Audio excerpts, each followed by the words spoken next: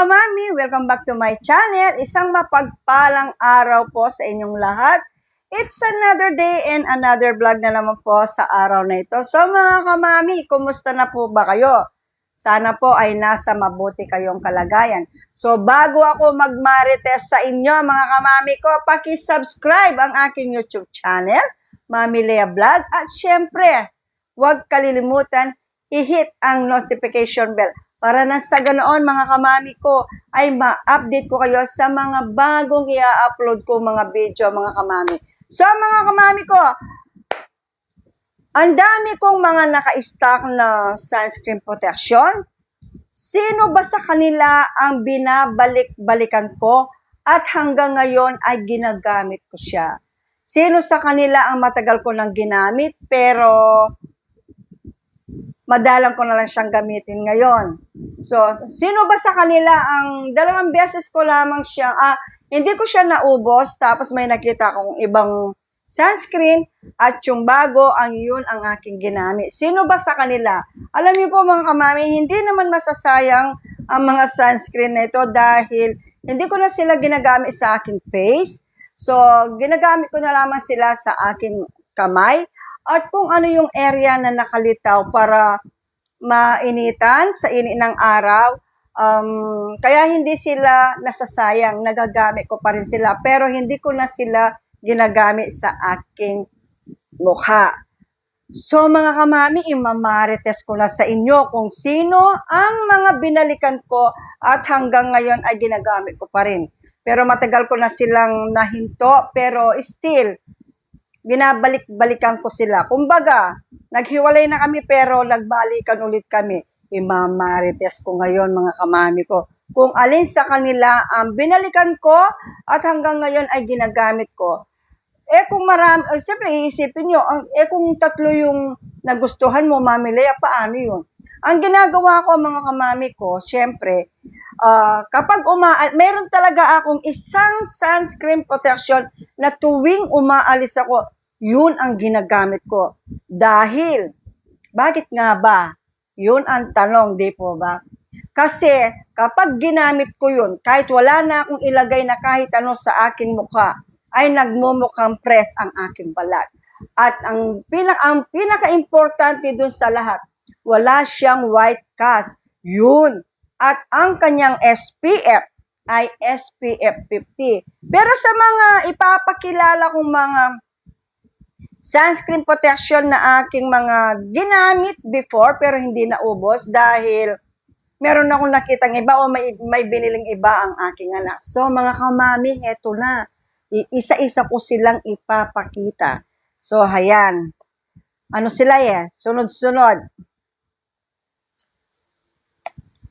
Magugulat kayo mga kamami. Hindi naman kasi ako ang bumibili, yung anak ko ang bumibili. Kaya lang kapag may nakikita talaga akong ibang sunscreen at binilhan ako ng anak ko at pinatry sa akin. So, nasa sa akin na mga kamami kung ito ba ay pagpapatuloy ko or hindi na. Yung mga ganon mga kamami. So, hayan mga kamami. So, una mga kamami, ang binili ng aking anak ay ito. Ito mga kamami, nung naubos yung isa, yung pinakamatagal kong ginagamit, mamaya ko siya isasabihin kung bakit nahinto ang paggamit ko sa kanya. Pero ngayon, binilhan ulit ako ng anak ko at siya ay ginagamit ko. At bakit? Sasabihin ko rin mga kamami. So ito mga kamami binigay ng aking anak. So ito ay may SPF 50 PA+++. Maganda rin siya kaya lamang mga kamami. Kapag in-apply ko, ayoko kasi yung parang nag-o-oily ang aking balat. So dito ko na lamang siya ipapahid mga kamami sa aking kamay. Para siyang nag-oily pero yung pagkaano niya, maganda din naman para kang naka-powder. Kaya lamang dahil oily skin ako, kapag pinapahid ko siya sa aking mukha, parang nag-o-oily yung, instead na parang fresh ang dating or dry yung balat ko, para siyang may oily. So ganito siya mga kamami ko. Ayan, ito. Ito ay si Intensive UV Sunblock. Maganda rin siya, kaya lamang ginagamit ko siya ngayon para hindi siya masayang. Ngayon, konti na lang dito sa aking kamay, or minsan naman dito sa aking batok or leeg. Basta yung area na hindi natatakpan ng aking sinusuot, siya ang ina-apply ko. So, pangalawa naman mga kamami, si Dazzle Me. Si Dazzle Me naman mga kamami, mataas din ang kanyang SPF. Meron siyang SPF 50. Maganda rin siya. Kaya lamang mga kamami, kapag ina-apply ko siya, after na ma-apply ko siya sa aking balat, may kakaiba akong na sa aking balat, parang medyo parang nangangati. Pero kung nahiyang ako sa kanya, maganda siyang gamitin. Kasi SPF 50, talagang mapoproteksyonan niya ang bala mo sa init ng araw. So, ipapakita ko siya mga kamami kung ano ang itsura niya. Konti na lamang to kasi tuwing kasabahay lang ako mga kamami ko. Ito ang ina-apply ko kapag nagpahid ako ng lotion. So, isinasama ko siya sa lotion. So, ayan. Watery ang dating niya. Ayan. Ayan mga kamami. Ayan. Ang amoy niya, napaka-mild. Katulad nung unang na ipakita ko. Ayan, mga kamami. So, ganyan siya. Tsaka, hindi siya madaling ma-absorb ng aking balat. So, ito, ginagamit ko kung, alimbawa, kung lalabas ako, medyo napaiksi yung pajama ko, yung nakalitaw yung binti ko. So, ito, ilalagay ko. Kasama ng lotion, imimix ko. Tapos naman mga kamami, si Sunbella. Ayan. Si Sunbella, mga kamami, meron din siyang SPF 50 at brightening sunscreen din siya. Hindi ko na siya ginagamit, mga kamami, kasi mabango din ang kanyang amoy. Kasi mga kamami, watery ang niya, Kasi mga kamami, kapag meron akong napansin na parang kakaiba na, halimbawa siya ang ginagamit ko, parang kakaiba yung datingan ng mukha ko, hinihintuan ko na mga kamami. So, ayan mga kamami, watery po siya, ayan. Ayan. So, kapag hindi na-absorb ng aking balat, matagal, kailangan mo munang sa electric fan. Pero magaganda sila mga kamami kasi matataas ang kanilang SPF. So, kaya lamang yung consistency niya, tsaka yung kung ano yung paano tanggapin ng aking balat. Kaya kung minsan nahihinto ang aking paggamit sa kanila. So, ito rin ay, kung alin ang makuha ko doon sa lalagyan ko, imimix ko siya sa aking lotion. Pati ito, minimix ko rin. Kung alin sa kanila ang nakuha ko, doon, imimix ko sa aking lotion. Kaya walang nasasayang mga kamami ko. Tapos mga kamami, ito, si Only One, SPF 90. Mataas ang kanyang SPF, maganda siya, lalo na kung gagamitin mo siya sa labas. Kaya lamang mga kamami, nalalagkitan ako sa kanya. Nung matagal ko na siyang ginagamit, hindi ko alam kung bakit, parang malagkit ang dating niya sa aking balat. Pero nung una, maganda naman yung ng sunscreen na ito. So, ayan. Para kang, kapag ginamit mo ito, para kang naka-foundation. So, ayan, mga kamami ko, ayan. Ayan. Kapag natuyo na siya sa iyong balat, para kang naka-foundation, ayan. Kaya lamang kapag summer, yung mainit talaga yung panahon, parang, malagkit. Yun ang ko sa kanya. Pero maganda siya, lalo na kapag mainit ang araw talaga, summer, maganda siyang pamproteksyon sa balat. Dahil sa SPF 90 niya. So, tapos mga kamami ko, ito naman, bago ko pa lamang siyang ginagamit, pwede ito sa mukha at pwede rin ito sa katawan. So, face and body. Gustong-gusto ko siya dahil pwede siya sa mukha at pwede rin siya sa katawan o sa kamay, sa paa. Kaya lamang mga kamami, ginagamit ko na lamang siya tuwing, halimbawa magsiswimming kami, doon ko siya ginagamit. Kasi mga kamami, SPF 90, sunblock po siya mga kamami. So, ayaw ko siyang maubos ka agad kasi nga mga kamami ko, hindi ka na magdadala ka pa para sa mukha, magdadala ka pa para sa katawan. Kailangan yung gagamitin ko ay parehong pwede sa mukha at sa katawan. So, ito, pwede siya mga kamami. So, kalahati na siya kasi nung nag-swimming kami, nung hindi pa maulan, ito ang aking ginagamit. Marami akong pinapahid, dinaragdagan ko para hindi tumagos yung init ng araw, para hindi ako masyadong umitim kapag naligo. So, ayan, maganda rin siya, mga kamami ko. Tapos, mga kamami, ito binili ng anak ko. Si Cathy Dal. Ito i-reveal ko na. Sino sa kanila ang pinakamatagal kong ginamit nagbilang ng taon? Ito po si Cathy Dal ay matagal ko nang ginagamit. Kaya lamang, nung may nakita ako o binilhan ako ng anak ko ng sunblock na sunscreen protection SPF 50 siya, nakita ko yung performance niya sa akin, bala kung ano yung effect niya. So, nag-focus ako sa kanya, kaya naiwan ko si Cathy Dal. Pero, ilang taong ko di siyang ginamit? 3 years or 4 years ko na siya? Ay, 2 years? 2 years ko siyang ginagamit? 2 years. 2 years ko siyang ginagamit. Maganda siya, maganda yung effect niya. Kasi, Cathy Dal, meron siyang L-glutathione at magic cream. Meron din siyang SPF 50 PA+++. Ito maganda rin siya kasi pagkapahid mo sa inyong balat, kapag natuyo na siya, para kang ang puti ng dating ng inyong balat. Ganun siya kaganda. Kaya lamang, syempre, kung minsan, naghahanap pa rin tayo na masasatisfied tayo talaga mga kamami ko. Dahil babalikan mo siya. So, may bagong pinatry ang aking anak. Ito si Belo Sans Expert. SPF 50 PA+++. Ito mga kamami, ay ipapakita ko pala. Hindi ko pala siya pinakita kung paano siya, mga kamami ko.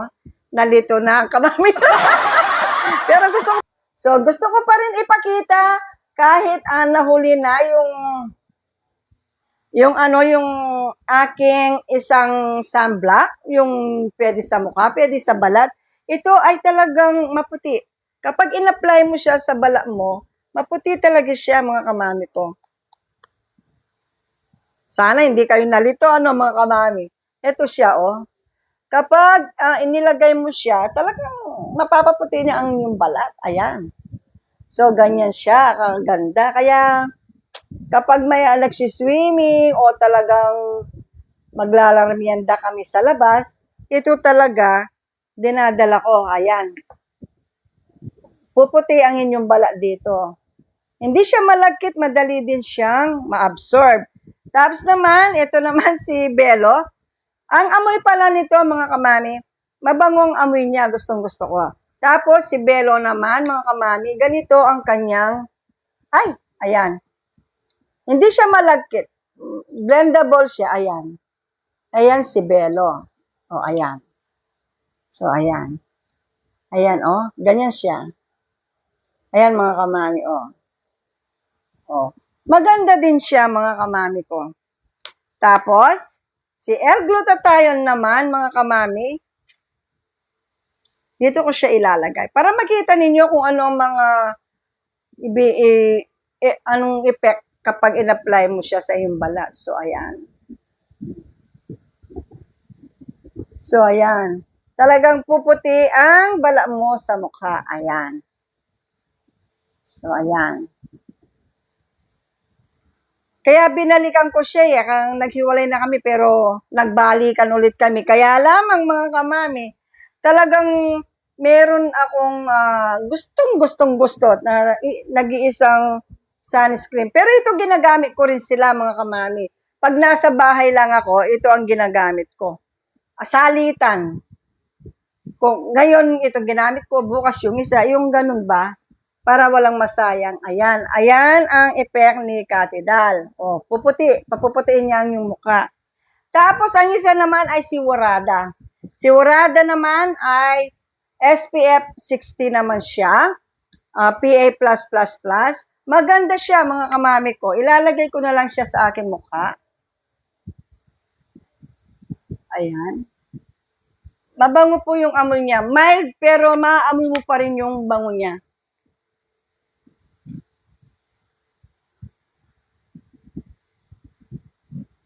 Ayan, mga kamami, Siwurada. Wala silang white cast. Tapos, ito namang isa, yung talagang 2 buwan ko na siyang hindi ginagamit, pero binalikan ko. Ito si Hikari Ultra Sunscreen Protection. Meron siyang UVA, UVB, SPF 50 PA+++.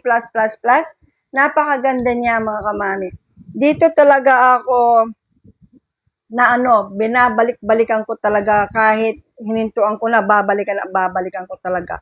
Kasi kakaiba yung ibibigay niyang effect sa ating balat, mga kamami ko. Ayan.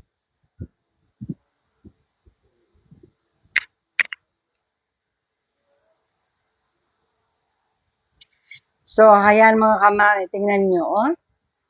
Ayan. Ito lang ang nilagyan ko, ito hindi. Ito, oh. Isiwurada ang nilagay ko dito lang banda. Pero ito, kapag ito ang nilagay nyo, ang ganda. Ang kanyang effect ay napaka-press, ang dating. Kapag natuyo siya, mga kamami ko. Tapos napaka-glow at press ng inyong balat. Kaya, talagang ito binabalik-balikan ko. Kahit bilhan pa ako ng iba ng anak ko, babalikan at babalikan ko talaga si Hikari Ultra. Dahil sa nagustuhan ko yung effect niya. Yung effect niya ay napaka-fresh ang dating ng ating balat. Tapos wala siyang white cast. Hindi siya malagkit at easy to blend. At blendable talaga siya, mga kamami. At wala kang mararamdaman na may ipinahid ka. Kung minsan kasi sa mga ibang sunscreen, meron kang mararamdaman na parang talagang may pinahid ka. May malagkit kang mararamdaman or minsan naman parang mainit ang dating ng iyong balat. Yun, mga kamami. So, mga kamami, sana po ay nagustuhan ninyo ang aking marites ngayon about sa aking mga naka-stock na o mga sunscreen sa aking kwarto. Ayan. Kukunin ko na lahat, mga kamami. So, ayan sila, mga kamami ko. Ano sila? Ay, Siwurada pala. 9 ang naka-stock kong mga sunscreen protection. Ayan, mga kamami. So, hindi ko na sila mabuhat lahat. Ayan. So, iba-iba ang ginagawa. Iba-iba ang binibigay na kasiyahan sa aking balat. Pero talagang may makikita ka na mas mapipili mo siyang mag-i-stay ka sa kanya. So, ito nga, dito ako nag-stay. Ito, binabalik-balikan ko talaga, mga kamami ko.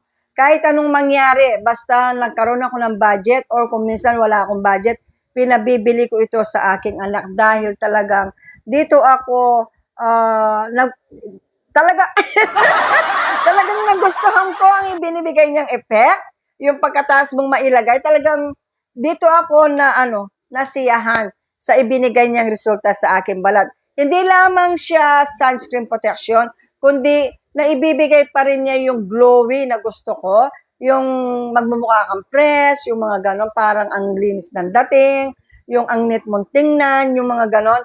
Dito ko nakita, kay Hikari ko nakita, ang gusto kong makita sa mga ibang sunscreen na aking ipinakita sa inyo. Pero ito, talagang nag-spark siya sa aking mata. So mga kamami, maraming salamat po sa inyong lahat. At sana po ay nag-enjoy kayo sa aking pagmamarites sa inyo about sa aking mga nakatambay na mga sunscreen protection dito sa aking kwarto. Sana po ay nag-enjoy kayo sa panonood. So mga kamami ko, kung nag-enjoy kayo, paki-subscribe naman ng aking YouTube channel, Mami Lea Vlog. At siyempre, huwag kalilimutan i-hit ang bell button para na sa ganoon ay ma-update ko kayo sa mga susunod na i-upload ko mga video. Shoutout po sa lahat ng mga subscriber ko at sa mga non-subscriber. Shoutout po sa inyong lahat. Maraming salamat po sa patuloy na pagsuporta ninyo sa aking channel at sa panonood ng aking mga video. At syempre po mga kamami, sa mga kaedad po, kaaway-kaway sa mga 50 pataas, 40 pataas.